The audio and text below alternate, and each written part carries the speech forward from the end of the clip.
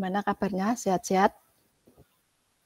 Alhamdulillah. Alhamdulillah. Sehat. Alhamdulillah. Bagian 1. Waalaikumsalam warahmatullahi wabarakatuh. Juga harus jadi 0,7. Ya, kita bertemu kembali di mata kuliah penulisan karya ilmiah. Ya, seperti kemarin sudah saya sampaikan ya, kita besok produk akhirnya adalah satu jurnal yang siap untuk disubmit ya ke jurnal mana yang sesuai dengan topik Anda. Anda sudah punya bidikan belum? Jurnal mana yang akan Anda pilih? Atau masih bingung cari jurnal? Maksudnya jurnal mana itu publishernya atau Publish. Kalau kemarin itu sempat ini Bu apa yang kuliah PA itu inisiatif dari teman-teman juga itu mencoba ikutin format Elinfo gitu. Masih belajar pakai format kita sendiri gitu istilahnya. Pakai format Elinfo ya. Sudah punya ya format Elinfo ya. Sama. Ya. Nah, bagus kalau sudah punya. Anda bisa pakai format SLinfo kalau memang Anda nanti membidiknya ke SLinfo. Nah, apabila Anda akan mengembangkan lagi, misal ya Anda akan mengirimkan ya ke jurnal mana, itu Anda bisa lewat sini. Ya, saya tunjukin. Kita pakai Simago.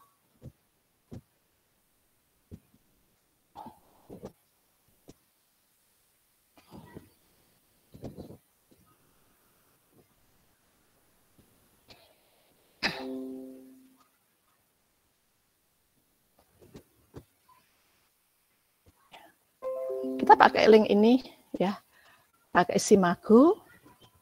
Nah, nanti di sini langsung jurnal apa? Misalkan jurnal tentang vocational education ya, misal nanti kita coba yang elektronik juga. Yang terkait dengan vocational education.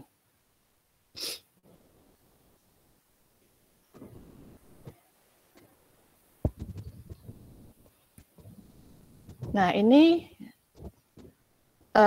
terpampang ya, ini banyak nama-nama jurnal yang terkait dengan vocational education. Ya, mulai dari jurnal Vocational Education and Training, kemudian International Journal, dan sebagainya.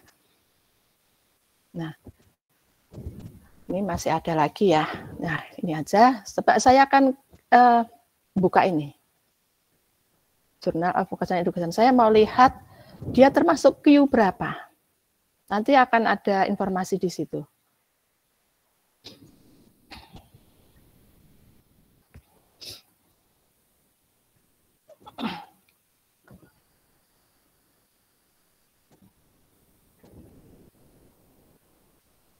Indeks 34 bawah. Nah, ini skupnya. Itu maksudnya gimana sih, Bu? Kenapa? Maksudnya gimana itu? Apanya? Ya, indeks terus gitu. Kemarin baca-baca itu masih belum paham apakah itu. Maksudnya kalau Q3 itu kan berapa persen yang diterima gitu ya. Terus Q2 lebih tinggi, Q1 lebih tinggi, itu kan apa? Ya, yang paling tinggi itu Q1. Ya, Q1 yang paling tinggi. Kan ada 1, 2, 3, 4. Ya, yang paling tinggi yang 1. Nah, kalau Q1 karena dia paling tinggi berarti lebih susah ya. Nembusnya lebih susah. Nanti kita lihat ini Q berapa ini. Nah, ini kalau kita klik nama jurnal tadi akan terlihat skupnya ya. Jadi di sini Anda bisa mencermati skupnya apa saja yang bisa dimuat ya di jurnal itu.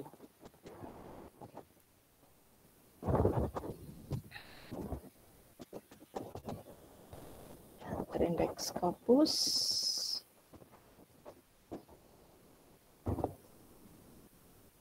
Nah, kita lihat key-nya. Dia Q berapa ini? Termasuk tinggi ya, karena Q1. Masuk Q1. Nah, di sini nanti ada difasilitasi untuk tanya jawab ya. Saya tadi tertarik di sini. Ini kayaknya orang Indonesia ya nih ya, Tri Prahatnolo ini kayaknya ya.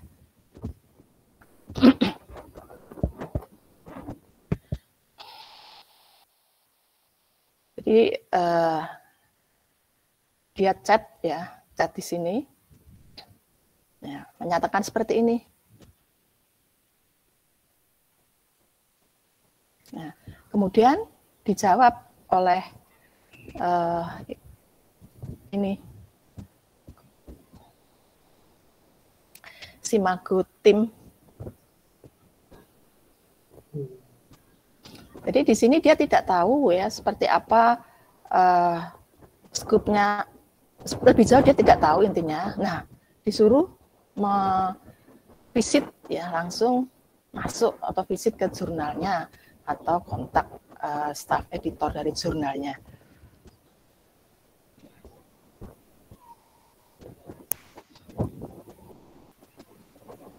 Ini ada yang menjawab bagaimana kalau akan mengunggah jurnal toh.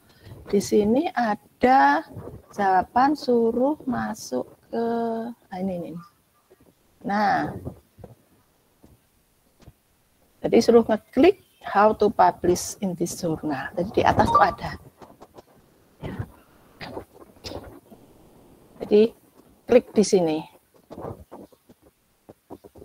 Di teks yang biru di atas tadi dilihat ada. Nah, seperti itu kita nanti klik di sini ya, di biru-biru yang ada di atas, diklik. Kemudian kita harus mendaftar dulu. Kita harus mendaftar data-data, baru kita nanti diberikan password, baru bisa masuk, ya, baru bisa sign in. Nah, ini salah satu cara kita mau membidik jurnal yang mana. Sekaligus kita tahu dia termasuk, jurnalnya itu termasuk Q berapa. Ya, termasuk Q1.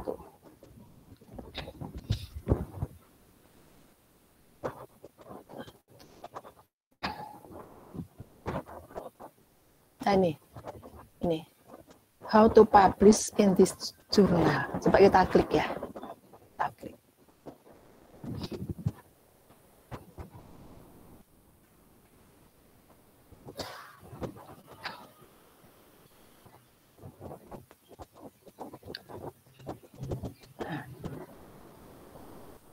Di sini kita harus login dulu ya. Login dulu, kalau belum ya kita harus buat account. Ya, buat account.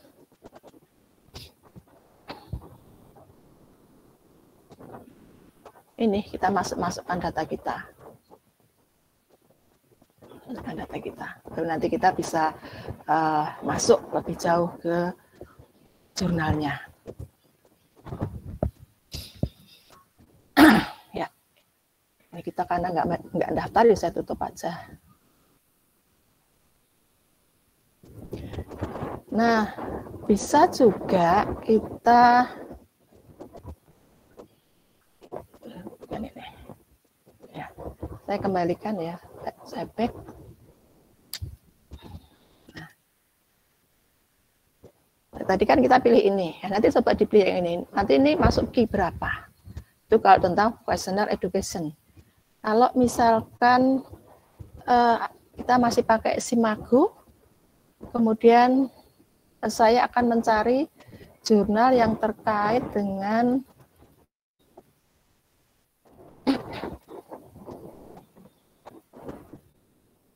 electronics.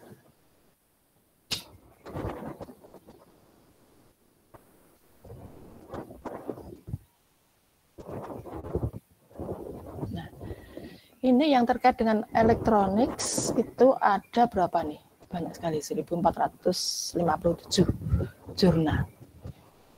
IEEE itu kan sudah kondang istilahnya ya, IEEE ini. Ini IEEE tentang automatic control, tentang image processing, tentang industrial electronics, tentang information theory, ya dan sebagainya. Coba kita klik yang di atas, automatic control misalnya. Ini nanti masuk key berapa ini?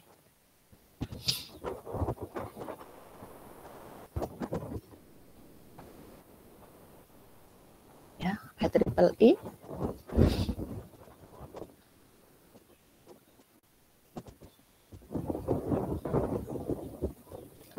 Subjek area dan kategorinya di computer science application atau control and system engineering atau electrical and electronic engineering.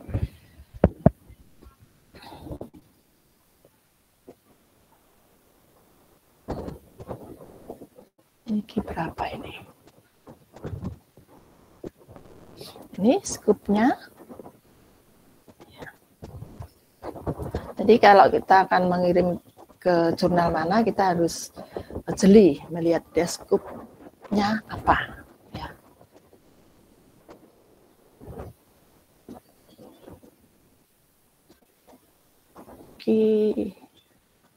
Q1 juga. Q1.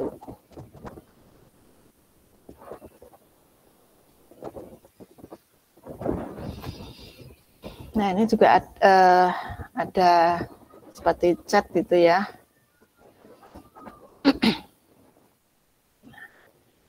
Ini kalau kita pakai link Simago. Ya.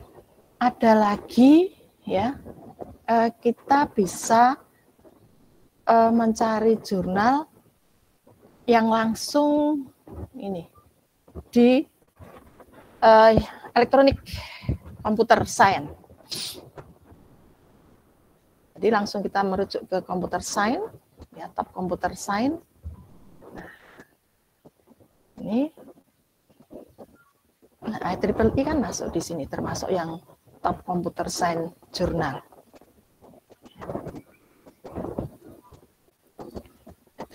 IEEE dan Elsevier, kemudian ini ya ACM.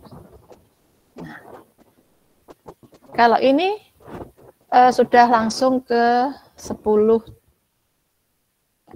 top komputer science jurnal, ya bisa langsung ke sini, langsung.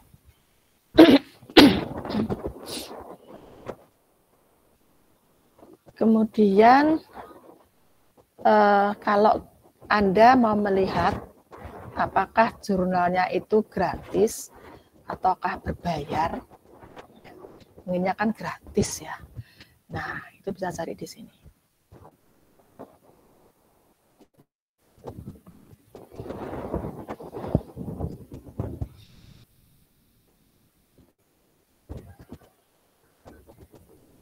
Ada diskon 15%. Ya, ini bisa dicari kalau mau cari yang gratis atau berbayar. Tinggal diklik.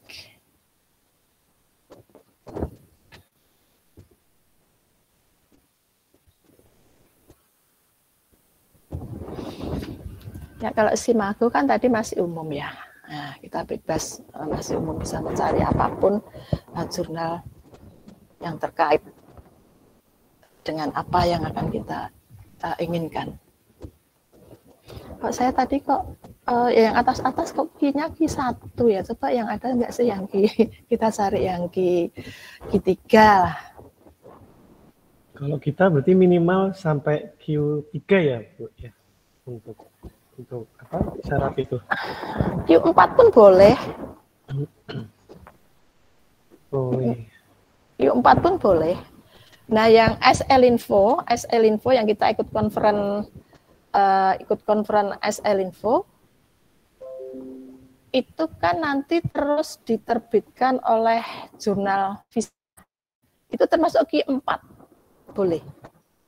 Q4 boleh. Atau kalau mau yang tidak sebelum Scopus ya, Sinta ya, Sinta 2. Sinta 2. Sinta 2 itu ya jurnal SL Info, yang jurnal loh, bukan yang conference ya. Itu Sinta 2.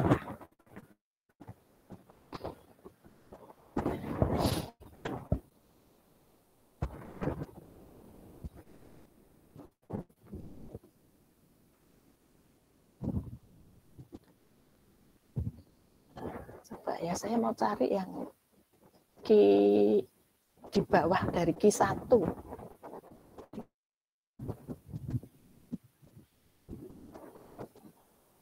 Nah, Q1 itu ya hebat kalau bisa masuk ke Q1.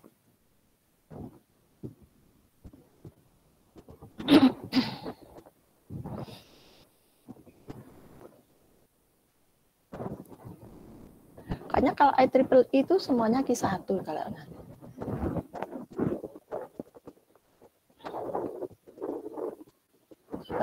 supaya yang wireless communication.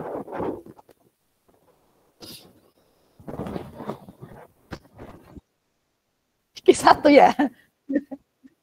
Oh, sudah cek. Ya, IEEE itu kebanyakan Q1 memang. Q1. Ya.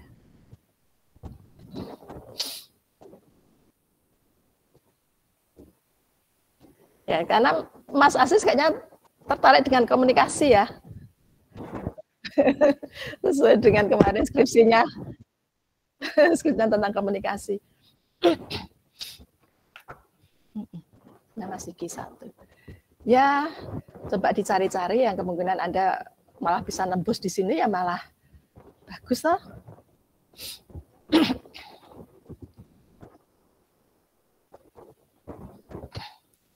Nah, kalau misalkan ini lagi. Q berapa? Ada Q2. Yang tentang apa?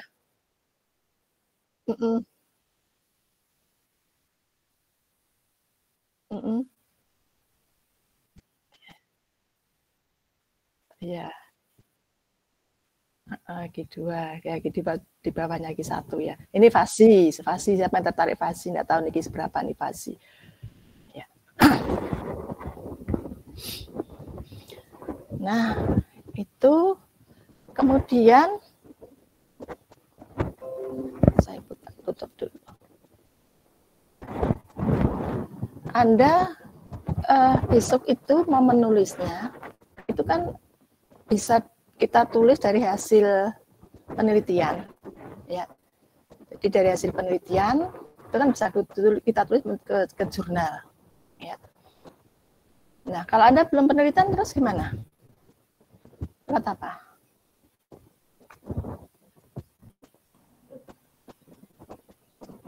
Apakah studi literatur mungkin, Bu? Iya, betul Wahyu. Ya, pakai yang literatur review.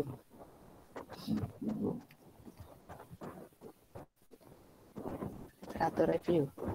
Karena kalau Anda sudah punya data penelitian sih nggak masalah ya, karena kan itu pasti harus ada result-nya seperti apa ya, hasilnya seperti apa. Nah, padahal penelitiannya belum, pakai literatur review.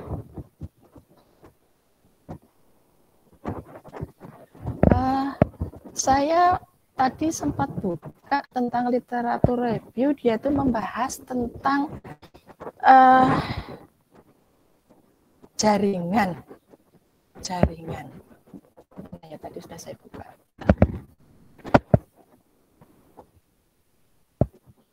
Tentang jaringan, jadi dia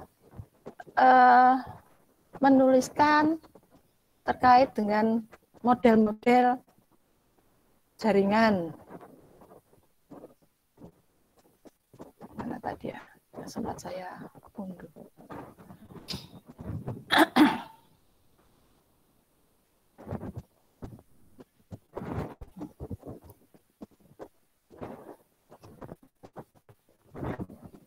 Ya, jadi bisa di search ya, di search literatur review.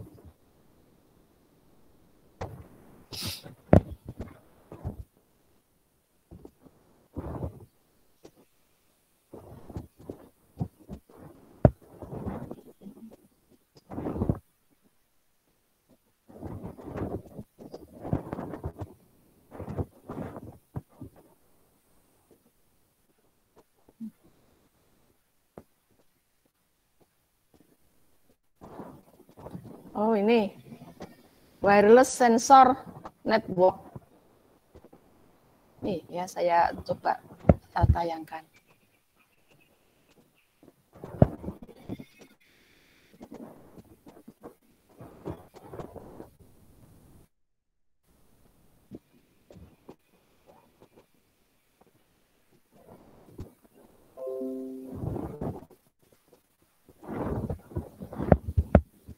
Saya cari lewat Scopus. Saya cari lewat Scopus. Terus saya ketik di sini literatur review. Ya, literatur review. Nanti akan muncul beberapa judul. Nah, ini kayaknya yang bisa, wireless sensor. Ya.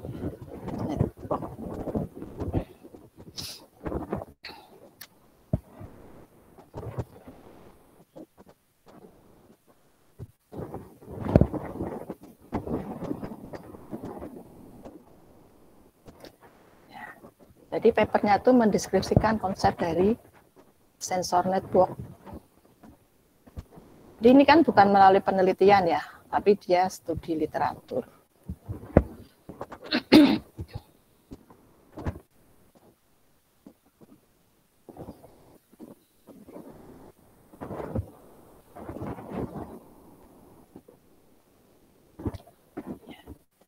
Nanti bisa dicari yang judul yang lain.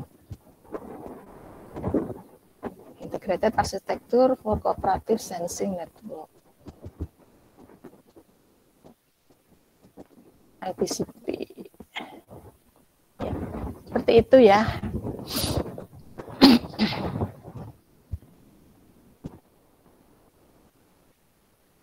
Nah, kalau Anda kan lebih ini, nanti bisa lebih lincah lagi ya mencarinya, saya yakin itu.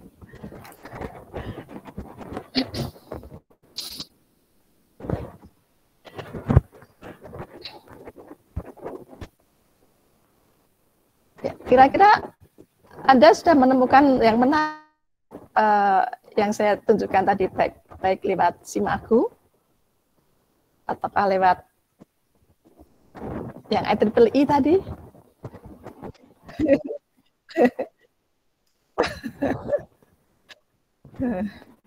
Yang itu, yang SL Info. Oke.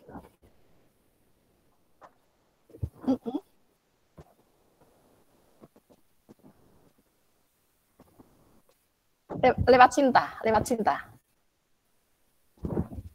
Kita ya membidiknya yang Sinta 2 ya.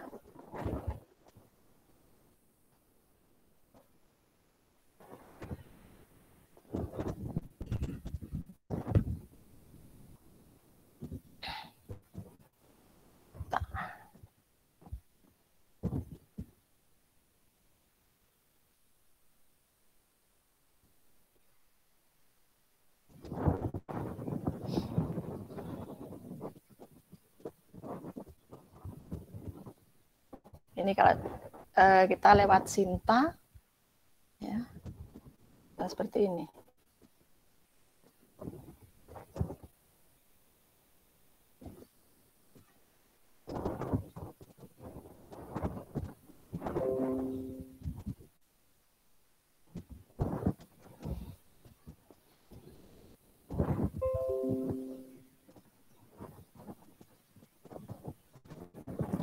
Universitas Indonesia S1.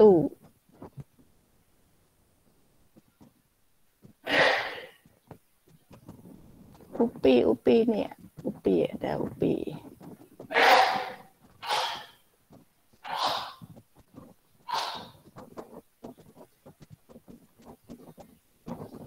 Ahmad Dahlan ini telekomunikasi, computing, electronic and control. Waduh, ini masuk di S1. Ya. Banyak ya. Kalau kita ke belakang coba yang kelima.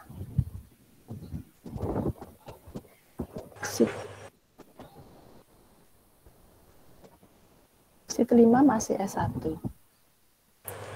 Bu, ngapunten, berarti itu kita bebas ya memilih untuk kita memasukkan, mempublikasikan jurnalnya itu, nggih.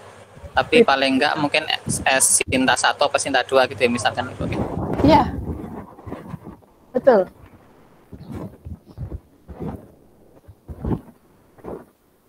Ya, boleh Sinta, boleh Scopus yang Q 4, 3, 2, 1.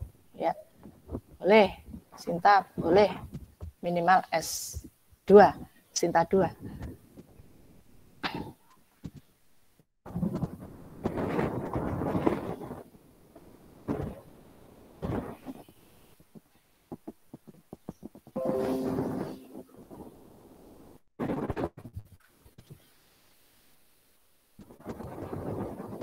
Ya, kemudian untuk yang kemarin saya tugaskan Anda untuk mencari artikel.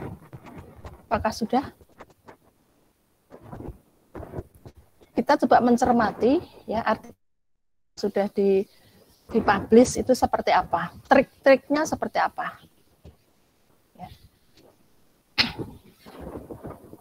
Kemudian yang perlu diperhatikan untuk introduction ya di pendahuluan itu kita harus bisa mengungkapkan sebetulnya itu ada masalah apa, ya.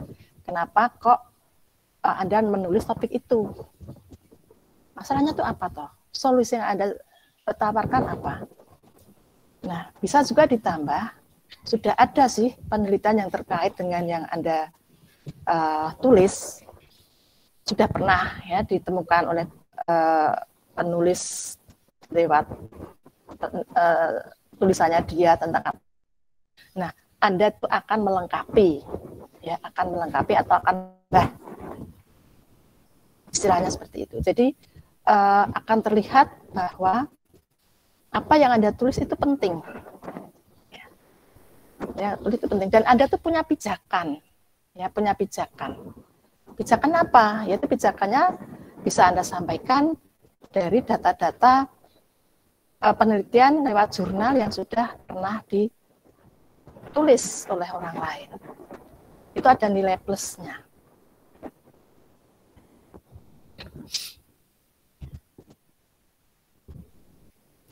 Dan jangan bertele-tele, tahu bertele-tele, muter gitu ya. Tapi kita harus langsung ya tunduk, karena mereka kadang nggak suka sih kalau harus muter-muter dulu kalimatnya. Jadi tunduk poin.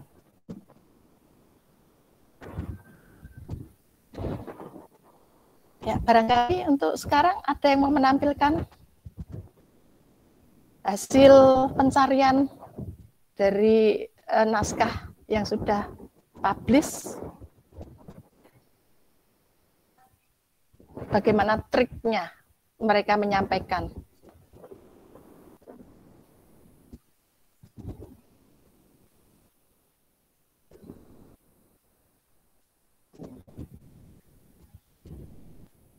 Mungkin Mahendra sudah dapat? Halo, Bu. Ya, sebentar baru saya coba buka. Tapi itu kemarin kan saya nggak tahu apakah itu harus maksudnya yang internasional atau enggak. Jadi 2 jurnal itu saya coba satunya dari yang nasional, terus satunya dari luar, walaupun yang dari luar itu nggak berhubungan gitu sama informatika sekedar. Ya.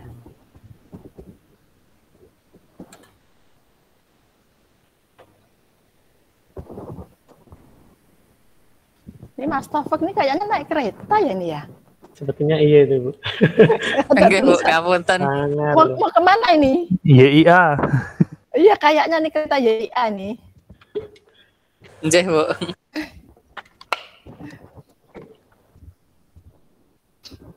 Boleh izin share screen, Bu?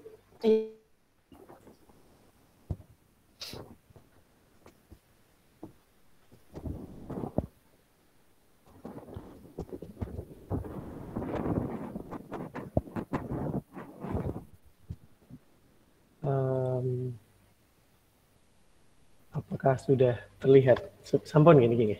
Sudah. Ini yang pertama jurnal itu saya yang pertama tentang logika fuzzy untuk memprediksi cuaca, terus yang satunya itu yang tentang zoom fatigue. Ini sebenarnya nggak berhubungan sama kita yang elektronika atau informatika, cuman ini cukup menarik gitu. Apalagi ini berhubungan sama saya yang baru ngajar kembali online gitu. Nah, yang pertama ini untuk jurnalnya ada di sini dari Lampung. Sebentar, sepertinya ini dari Lampung. Ya, Universitas Lambung Mangkurat. Lambung Mangkurat. Oke. Kemudian coba saya rangkum jadi seperti itu. Jadi intinya kayak membuat aplikasi gitu. Kalau di sini tuh membuat aplikasi memprediksi cuaca dari 1,5 tahun kalau nggak salah. Dari instance datanya 613 data atau 613 hari, berarti ya hampir 2 tahun berarti. Kemudian di situ di daerah Banjarbaru Kalimantan Selatan, terus memasukkan ke dalam beberapa kategori yaitu cerah, berawan, gerimis, hujan sedang, hujan lebat. Ini cukup simpel, jadi saya ketika baca gitu langsung lumayan paham gitu arahnya kemana gitu. Jadi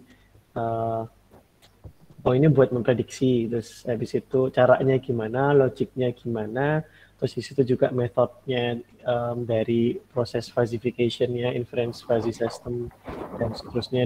Di falsification-nya itu gampang gitu diikutinnya gitu. Terus ini saya istilahnya mencoba kelebihan yang ya itu gampang gitu. Sebagai saya yang orang masih awam dalam hal jurnal gini, gampang mengikutinya. Kalau kelemahannya tuh kurang istilahnya kayak data-datanya itu kayak nggak ditampilin gitu, kayak kurang lengkap rasanya kayak seperti itu. Terus walaupun ada flowchart-nya, ada alurnya gitu, tapi per itu di bagian metodenya itu kayaknya masih kurang saya kira gitu. Ini yang bagian yang satu. Kemudian yang satunya lagi ini tentang zoom fatigue, cukup baru. Saya terus terang ini nemunya di salah satu forum di Twitter tentang fatigue effects of camera use in virtual meetings. Ini cukup menarik kalau menurut saya karena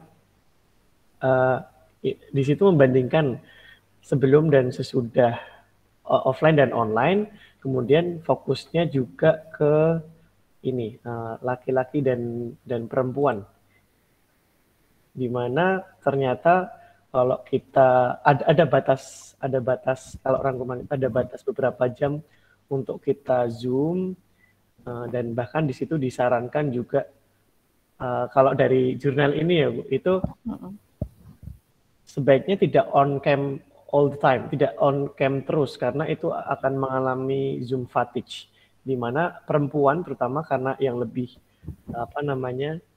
lebih cenderung insecure gitu ya, kalau dilihat orang lain mungkin di situ itu jadi lebih. Nah, ini ada antara off sama on-nya antara laki-laki. Itu nggak ada umurnya ya, umur berapa? Di sini kalau nggak salah saya sempat ini juga di sini cuma 4 minggu, sekitaran high school kalau nggak salah, dan college. Di sini. Jadi dari middle school di US kan SMP kelas 3 sampai SMA kelas 3 sama college yang dari S1 gitu kalau usianya. Terus itu cukup menarik sih ini. Datanya juga termasuk banyak, cuman kayak ada beberapa hal yang saya juga ini maksudnya apa gitu. Walaupun datanya lengkap, tapi ini kayak penjelasannya tuh nggak dapat banget gitu bagi orang yang awam seperti saya. Cuman memang kayak grafik-grafik ini sangat membantu. Terus yang terutama yang sangat membantu juga di abstraknya juga, karena abstrak kan kayak ekstraknya gitu ya. Itu sangat sangat membantu sekali. Ya di situ kalau konklusinya dari 1.400 daily observations from 103 employees supported our proposed model. Di situ abstract SMD, especially with the camera on, will give significant impact to participant feeling of being drained and lacking energy. Makanya istilahnya kayak capek gitu. Dari berdasarkan ini juga saya kadang membolehkan, kalau misalkan saya ngajar gitu, saya membolehkan anak-anak saya tuh buat kadang off cam nggak apa-apa, asalkan alasannya apa gitu. Ya memang kadang kalau kita on cam tuh lebih enak ya kadang, karena tahu ekspresinya gitu. Cuman kalau habis baca ini terus terang saya juga jadi jadi kepikiran, oh ternyata harus istilahnya back by science, kalau ternyata nggak harus selamanya itu, asalkan responsif gitu sih. Ini cuman sedikit dari ini sih Ibu, ya, dari yang saya baca-baca. Ya masih terus terang masih mencoba untuk saya banyak baca sih. Tapi jadi tambah merasa aduh kok nggak banyak yang belum nyaut ya. Gitu, cuman ya tahu lah, mungkin proses kali. Proses ya, betul. Gitu. Mungkin itu dari saya Bu, sedikit. Maupun kalau masih belum istilahnya not expected. Gitu. Terima kasih Bu. Ya, tadi waktu ditayangkan ya naskah secara utuh, itu kan ada tabel-tabel ya. Ada tabel, ada grafik, itu juga perlu dilihat caranya membuat tabel. Ya, jadi dia hanya garis ini aja ya, yang mendatar saja. Yang tegak-tegak ini biasanya terus hilangin. Menampilkan tabel. Tapi itu pun biasanya juga ada di bagian guideline-nya kan ya Bu? Ada. Di guideline-nya ada. Kemudian poin-poin apa saja yang ditulis juga ada itu. Misalkan nomor 1 mungkin introduction, kemudian nomor 2 method ya, ketiga sampai konklusi. Ya itu ada aturannya masing-masing ya, setiap jurnal punya gaya masing-masing. Iya, tadi Mahendra sudah menayangkan. Coba yang lain siapa?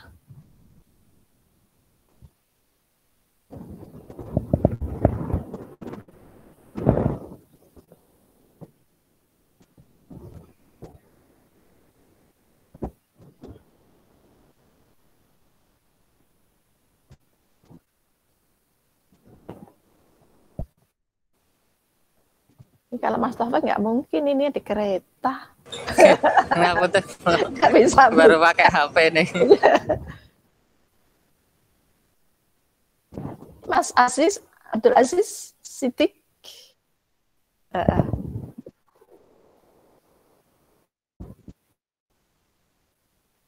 Ya.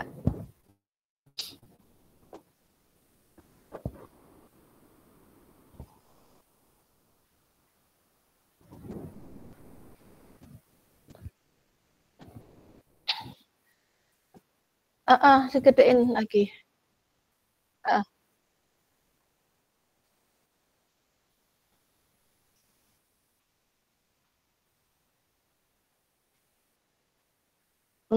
Ada info.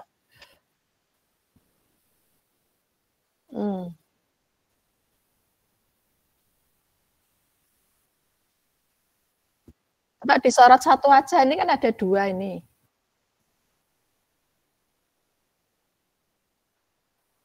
Oh, itu jurnalnya, naskahnya. Oh iya ya.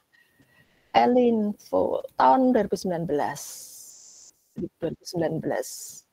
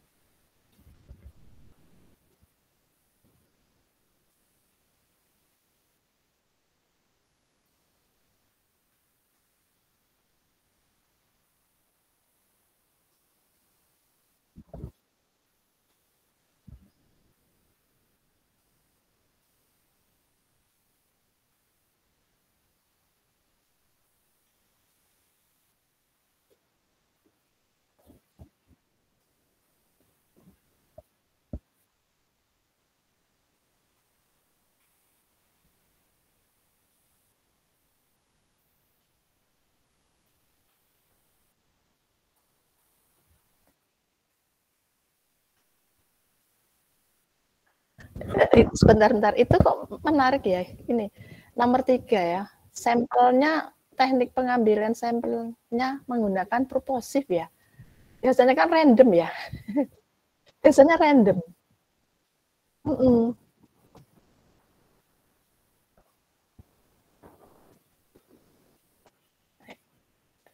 Purposif itu biasanya kalau penelitian kualitatif. Iya. Oh ya.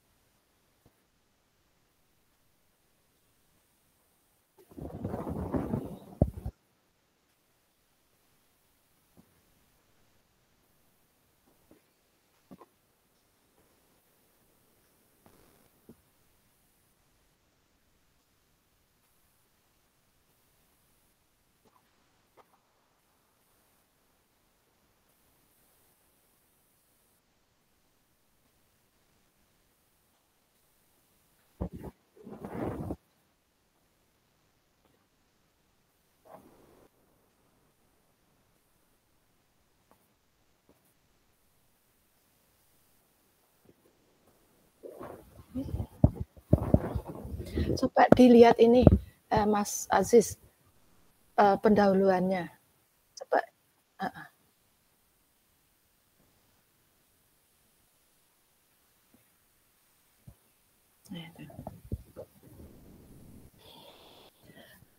Ada nggak di sini menyampaikan hasil penelitian yang sudah lalu?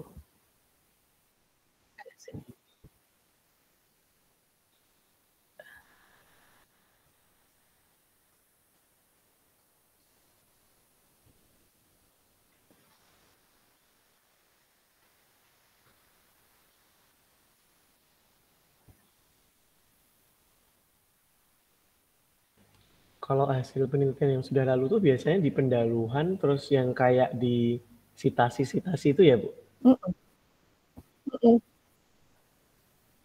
Tidak ada ya. Nah itu Mas kan yang apa namanya, ini kan kayak nomor 16, 17 kayak di daftar pustaka itu ya muncul. Iya. Coba dilihat itu hasil apa itu? Buku atau apa?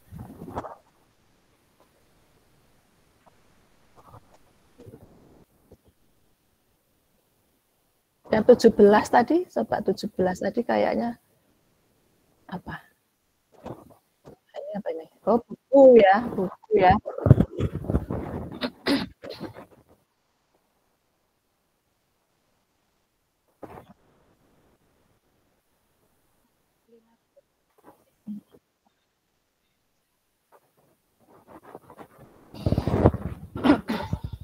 Per 16 itu. 16.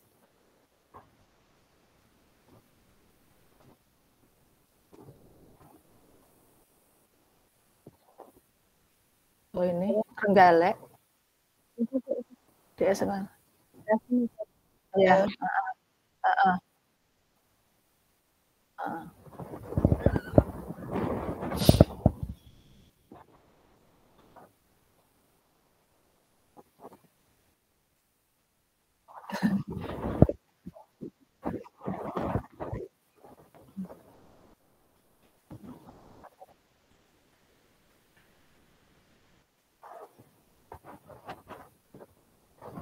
Ini tentang pembelajaran CTL ya, sama example non example.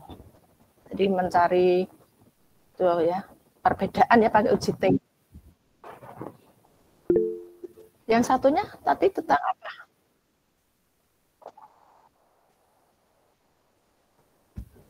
PPL.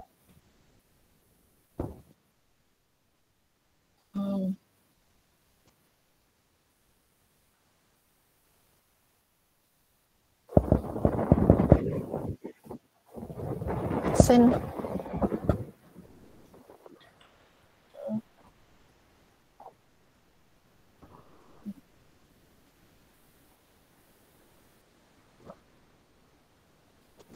CPTK. Tahun berapa ini ya? 21. Ya karena CPTK maupun Elinfo itu tadinya pakai bahasa Indonesia. Terus mulai tahun entah 2020 atau 2021 itu sudah mulai bahasa Inggris. Kalau nggak salah 2020 ya. Karena tadi yang 2019 kan masih bahasa Indonesia ya.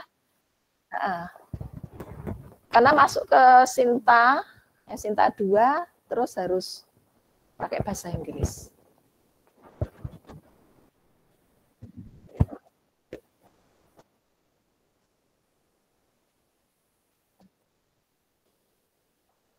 Oh gitu. Oh. Kalau yang Elinfo maupun yang CPTK sudah harus pakai bahasa Inggris.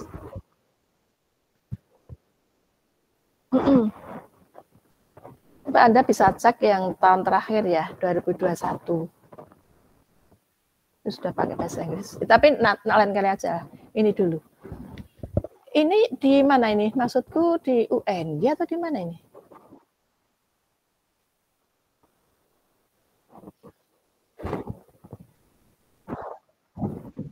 UNES, bukan UNS itu Mas. UNES UNS di Solo. UNES Semarang.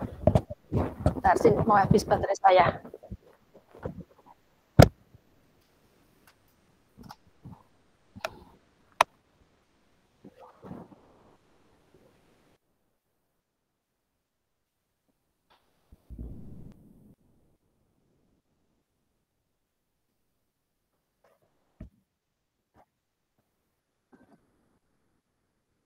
Project.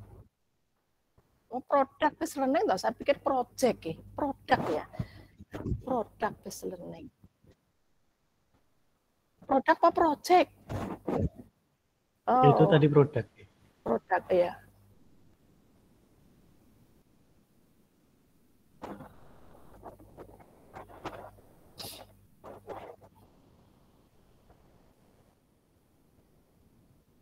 Pakai apa ini metodenya?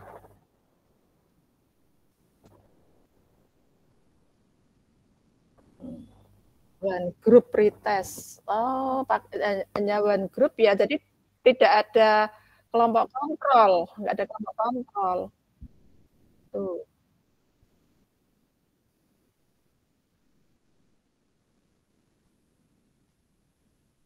Hmm.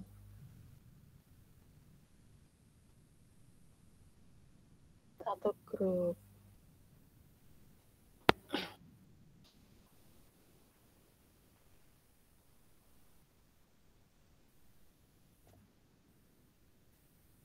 Ya.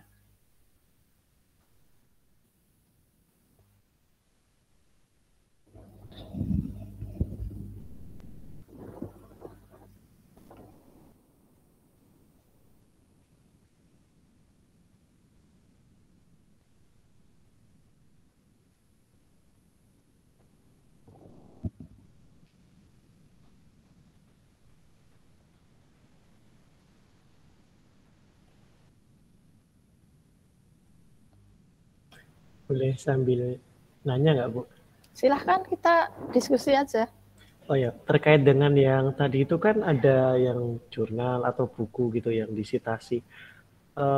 Kalau ditanya itu kira-kira lebih valid yang jurnal dan lebih bagus jurnal atau buku ya, Bu, kalau untuk disitasi itu? Itu ada proporsinya ya. Proporsinya. Jadi berapa persen jurnal, berapa persen buku. Ada presentasinya. Itu Tapi lebih besar yang jurnal. Persentasenya lebih besar jurnal. Itu tergantung dari publishernya juga berarti ya? Ada guideline-nya ya, seperti itu? Ya.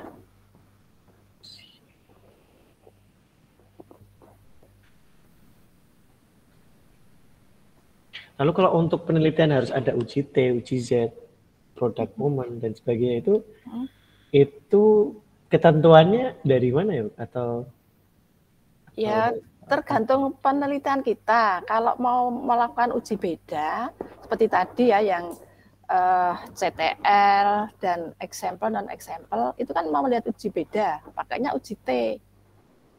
Uji T kan fungsinya untuk melihat uji beda, perbedaan. Nyatakan tadi signifikan ya uji T-nya. Nah, berarti kesimpulannya ada perbedaan. Di uji T itu untuk uji beda. Kalau korelasi itu kan untuk melihat ada nggak sih hubungan. Ya, hubungan. Kemudian kalau regresi itu lebih meningkat lagi, tidak cuma hubungan aja, tapi dia bisa meramalkan. Ada persamaan regresi. Bukan satu persamaan. Jadi kalau konstanta A sekian, maka nanti ditemukan hasilnya Y sekian. Itu sudah ada kalau regresi. Kemudian meningkat lagi kalau mau yang analisis varian ya, ANAVA. ANAVA. Ya, itu nanti bisa kelihatan sampai sumbangannya. Dia tuh menyumbang berapa persen terhadap hasil penelitian. Kalau yang nanti variabelnya banyak, bisa pakai analisis jalur, PET analisis. Masih diajari nih PET analisis nih. Ini belum sampai, baru ini mulai kemarin terakhir di korelasi sama regresi. Korelasi, regresi. korelasi produk momen, regresi, nanti ANAVA, nanti PET. Ya, PET analisis jalur. Analisis jalur itu nanti kita bisa menghitung ya, X-nya tuh banyak. Ya, biasanya kan kita kan cuma X1, X2 dengan Y gitu ya, atau X1, X2, X3 dengan Y. Nah, kalau pakai analisis jalur, X-nya bisa banyak. Ya, kita bisa tahu kaitan antara masing-masing X dengan kaitannya dengan Y juga. Besok pasti sampai itu analisis jalur.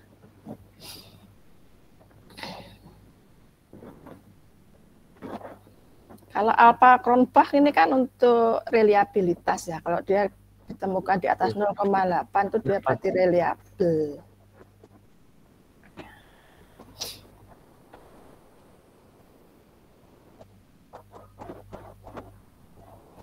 Nah, ini di sini dia pakai t-test ya, pakai t-test karena dia ingin menguji antara pre-test dan post-test dari satu grup tadi.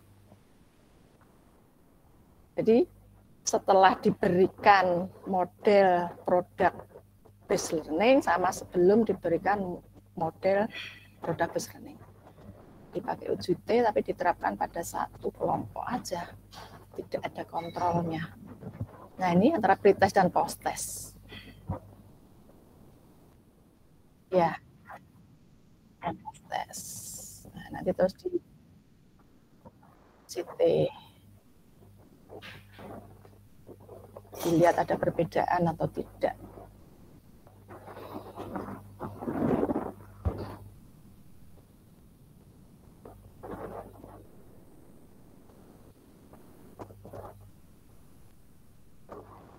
Ya, terima kasih Mas Aziz.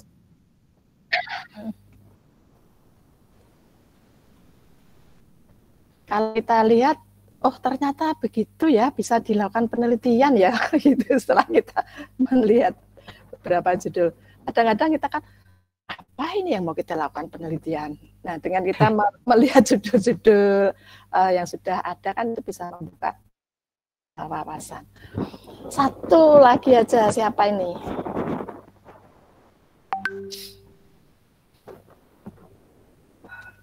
Mas Wahyu.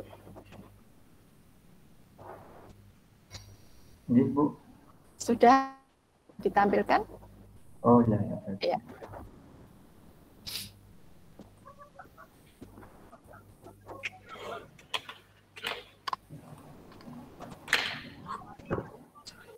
Izin share screen dulu. Iya.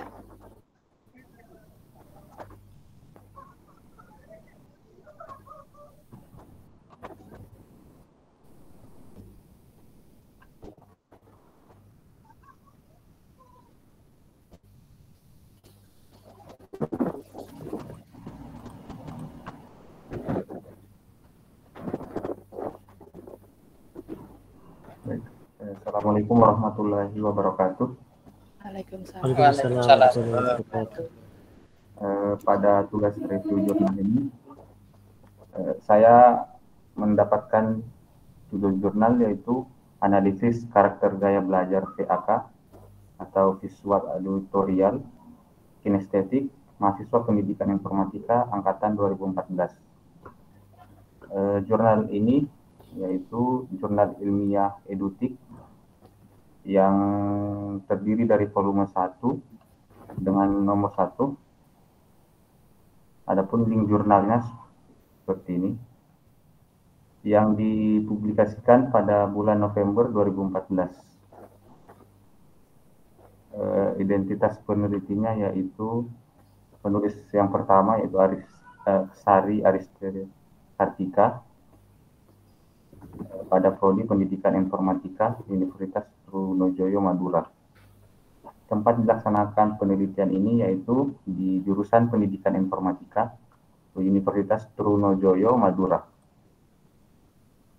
Adapun jenis pendekatan penelitian yang digunakan yaitu penelitian deskriptif kualitatif. Jadi ini menggunakan kualitatif. Seperti yang kita ketahui bahwa metode kualitatif ini lebih berfokus ada analisis, entah itu analisis grup ataupun personal. Tujuan penelitian ini yaitu yang pertama, mengetahui hasil analisis karakteristik gaya belajar VAK atau visual auditorial dan kinestetik pada mahasiswa pendidikan informatika angkatan 2014. Tujuan yang kedua yaitu memahami beberapa karakteristik pembelajaran yang sesuai dengan masing-masing gaya belajar. Jadi, sebentar Mas Wahyu. Kalau besok Anda menuliskan ya, ini kayaknya kalau judul ini, kalau besok Anda nulis ya, ini kayaknya belum lengkap. Jadi besok Anda kalau jangan seperti ini ya. Jadi pada mahasiswa pendidikan informatika di mana? Universitas Trunojoyo itu mestinya ya di tujuannya itu dilengkapi seperti itu. Kalau ini kan sudah jadi ya. Besok kalau Anda menuliskan harus lengkap ya. Kalau Anda mau menulis penelitian. Memang pada review ini Bu banyak kekurangannya Bu. Oh iya. Selanjutnya yaitu masalah penelitian. Masalah penelitian dalam jurnal ini yaitu setiap peserta didik memiliki karakteristik kemampuan otak yang berbeda-beda dalam menyerap, mengolah, dan menyampaikan informasi. Sebagian peserta didik bisa belajar dengan sangat baik hanya dengan cara melihat orang lain melakukannya. Mereka menyukai cara penyajian informasi yang runtut. Selama pelajaran, peserta didik tersebut suka menulis apa yang dikatakan pendidik, guru, atau dosen. Peserta didik visual ini berbeda dengan peserta didik auditori yang mengandalkan kemampuan untuk mendengar. Sedangkan peserta didik kinestetik lebih suka belajar dengan cara terlibat langsung. Jadi ketiga metode belajar ini itu diangkat sebagai masalah dalam penelitian ini. Adapun salah satu teori penyelesaian masalah ini secara garis besar teorinya yaitu bila mahasiswa mengetahui karakteristik gaya belajarnya sendiri, maka mahasiswa akan lebih mudah memotivasi dirinya dalam pembelajaran. Hal serupa juga diungkapkan oleh Khatib bahwa gaya belajar anak seperti pintu pembuka. Setiap butir informasi yang masuk lewat pintu terbuka lebar akan memudahkan anak memahami informasi tersebut. Pada puncak informasi itu dan tak terlupakan seumur hidup. Ini menurut Khatib 2014. Adapun metode atau prosedur cara pengambilan sampel, jenis instrumen yang digunakan, analisis data, yaitu yang pertama, metode penelitian ini menggunakan non-eksperimen, ditinjau dari sebagian, ini merupakan penelitian populasi. Instrumen yang digunakan dalam penelitian ini berupa angkat, kuesioner, analisis data tergolong pada penelitian deskriptif kualitatif. Karakteristik penelitian ini yaitu peneliti mengumpulkan data dari sampel, menganalisis data, mengungkap secara deskriptif, dan menggeneralisasi hasil ke dalam populasi. Adapun kesimpulan penelitiannya ini yaitu gaya belajar mahasiswa kelas A angkatan 2014 prodi pendidikan informatika didominasi oleh gaya belajar visual banyak 53% dari total mahasiswa di kelas A. Gaya belajar mahasiswa B yaitu didominasi oleh gaya belajar auditorial sebanyak 35% dari total mahasiswa di kelas B. Gaya belajar mahasiswa kelas C angkatan 2014 prodi pendidikan informatika didominasi oleh gaya belajar visual sebanyak 29% dari total mahasiswa di kelas C. Gaya belajar angkatan 2014 prodi pendidikan informatika didominasi oleh gaya belajar visual sebanyak 33% dari total seluruh mahasiswa. Adapun keunggulan dari penelitian ini dari jurnal ini yaitu kelebihan dalam jurnal ini menggunakan bahasa yang sederhana sehingga mudah dipahami oleh pembaca. Jurnal membahas penelitian gaya belajar pada mahasiswa sehingga dapat menjadi acuan bagi dosen dalam proses pembelajaran. Adapun kelemahan dari jurnal ini yaitu identitas jurnal, tepatnya pada halaman jurnal tidak tertera secara jelas, beberapa numbering yang tidak tertera rapi, dan yang ini tidak dicantumkan secara jelas tentang cara pengambilan sampel. Mungkin tadi tambahan dari Ibu, kurangnya pada penulisan tujuan, Bu.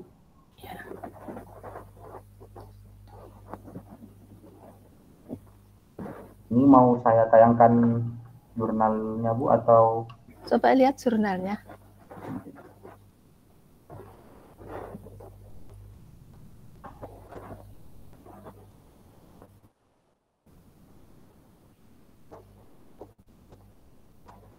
Jadi ini pakai deskriptif ya. Jadi nanti ketemunya persentase.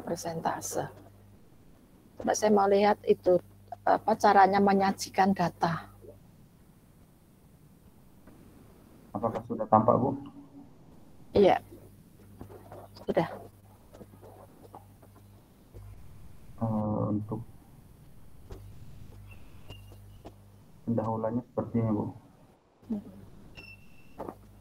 Tadi ada teori jika seorang anak menangkap informasi atau materi sesuai dengan gaya belajarnya, maka tidak akan ada pelajaran yang sulit.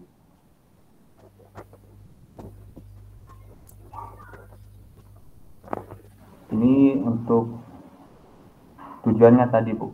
Jadi kurang spesifik. Iya, kurang spesifik. Kan pendidikan informatika itu kan banyak ya. Ada di UNY, ada di Trunojoyo, ada di Surabaya, kan nggak jelas. Coba Mas Wahyu untuk penampilan hasilnya seperti apa? Hasil dan pembahasan. Oh gini ya. Jadi dalam ini menentukan 6 kelompok kecenderungan.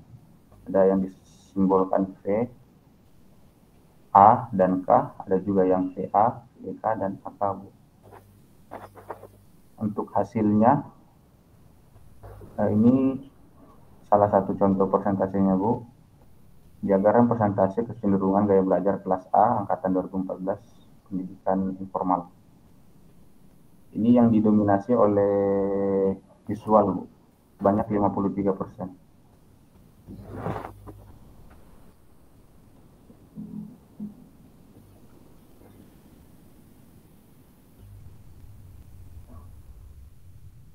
Sedangkan yang kelas B seperti ini, Bu. Jadi dia lebih fokus ke analisis. Kalau untuk metode ini apa? Kualitatif. Deskriptif kualitatif lewat persentase. Ini yang kelas B, Bu. Nah, yang di kelas B ini yang didominasi oleh gaya belajar auditori, banyak 35%. Dan ini yang terakhir kelas C, yaitu didominasi oleh visual, Bu. Banyak 29%. Jadi kesimpulannya, mahasiswa pendidikan teknik informatika ini lebih cenderung ke gaya belajar visual, Bu. Bukan kinestetik ya, tanya visual. Iya, Bu. Kinestetik malah 8%, Bu. Yang ini terus ini 5%. Itu rata-rata kinestetik yang paling rendah, Bu. Kecuali yang kelas C.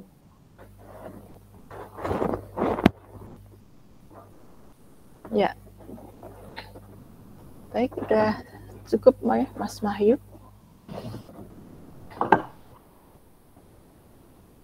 Saya lanjutkan yang selanjutnya.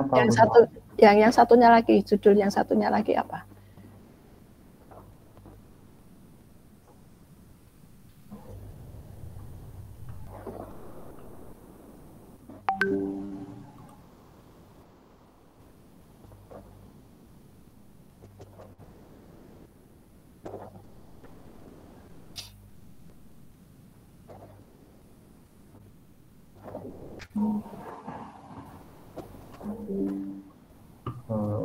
Untuk jurnal yang selanjutnya yaitu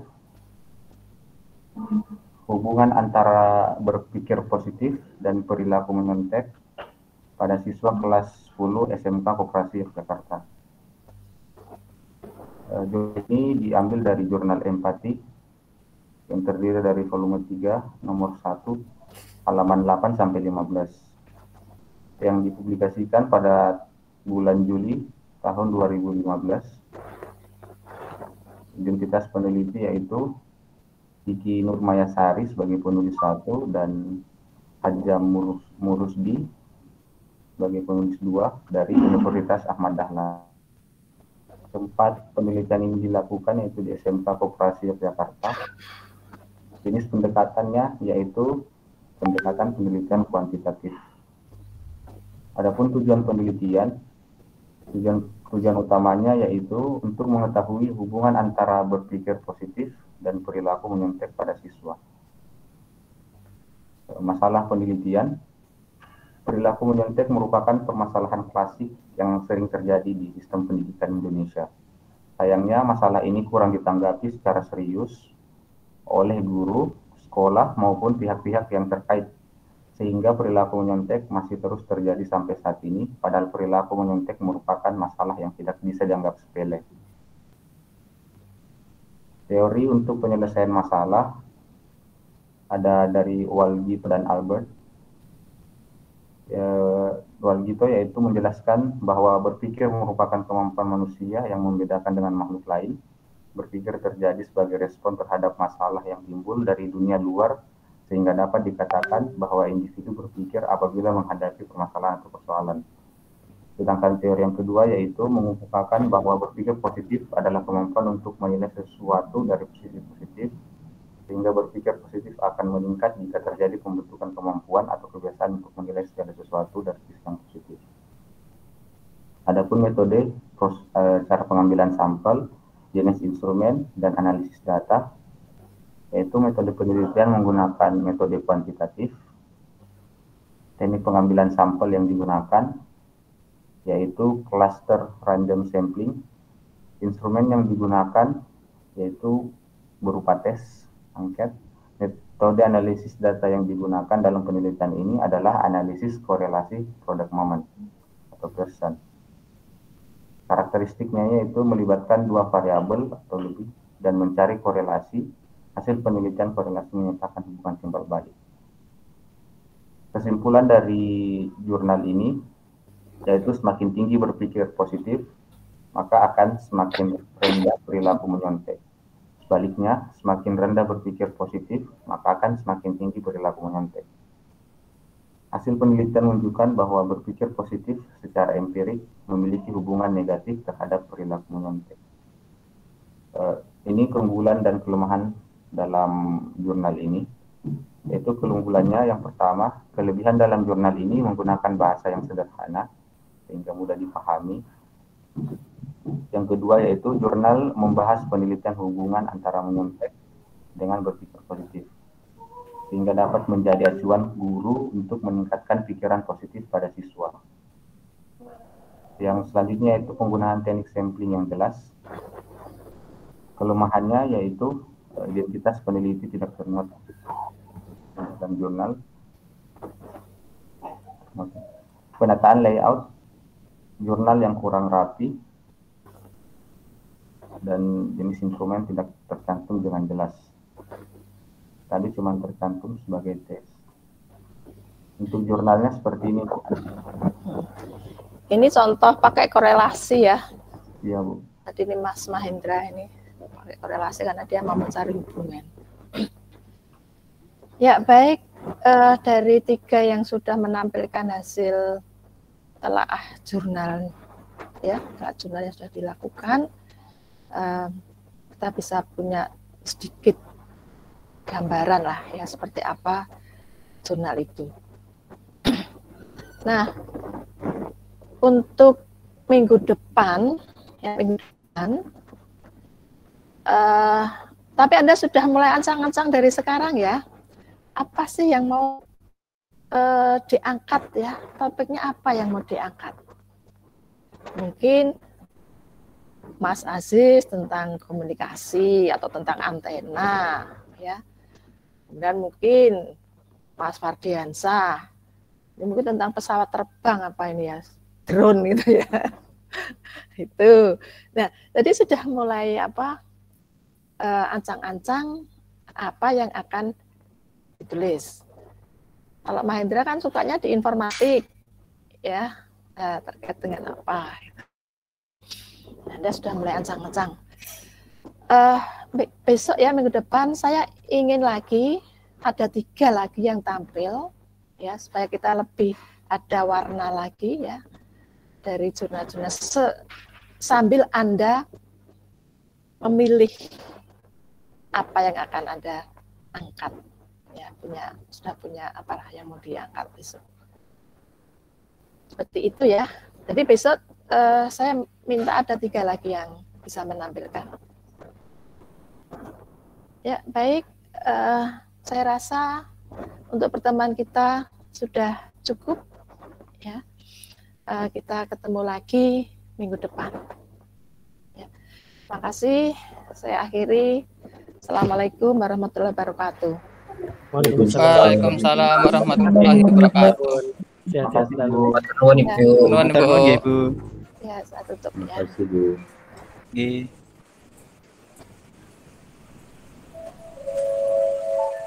Tes.